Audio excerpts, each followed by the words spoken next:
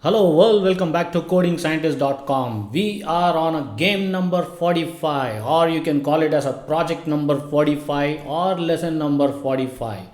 In this particular game, you are going to see Ludo. Not sure how many of you know about Ludo game. It's a pretty interesting game.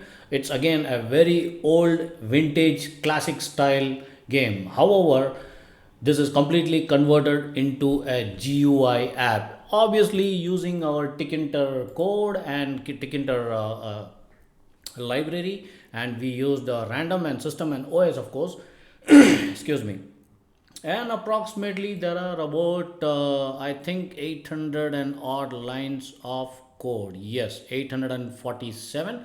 But if I reduce the spaces, probably about about 830 or 840 lines of code approximately. So guys, it's a simple logic, but I keep using the word simple because I'm used to doing all this stuff. But for you guys, especially for the beginners, this might get little confusing.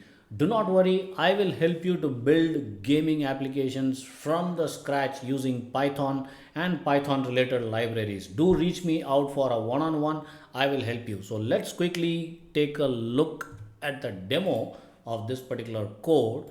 Let me run this.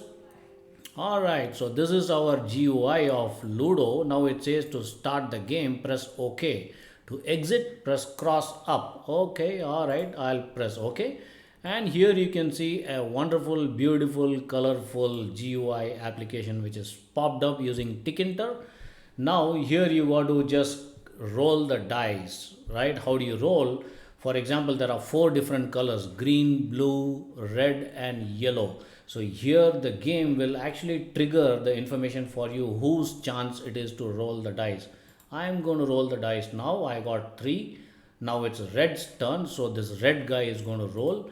Now it's blue's turn, that is this blue person is going to roll, and yellow's turn got 6. So and keep doing the same thing again and again. You get the actual result on the terminal. If you see the terminal here, you can see the result, who's getting what, who's scoring what. It's basically a 4-member team are supposed to play this. Even a single member it's allowed, but however the way I build the logic here is for 4. You might modify the logic to make it as a one person or a single user or a single player game. It's a pretty interesting stuff.